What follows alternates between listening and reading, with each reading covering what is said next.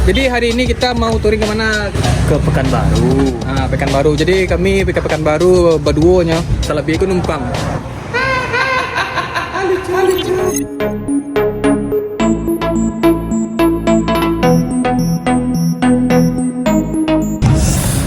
Jadi jarak antara Pekanbaru sama Padang itu sekitar 300 kilo. Nginap orang vlognya mau Mekah kan.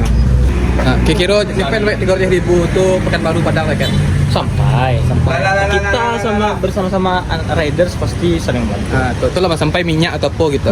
Serius enggak bayar tadi kak? Berapa tadi kak? Oi, kak. Apa bang? Apa? Sama ye lai. Indak ko apa bang? Kuiti dong. Wah gimmick kan? Yelah. Dah gitu elok bang cek. Ini pedang elok dari minyak aku bang cek. Ye lah. Nih, Dalam kuiti. jangan lupa follow kedai abang ko bang. Kedai aja lah intinya. Nah kedai awak dah. Oke. Wah. Detik Lampu kok.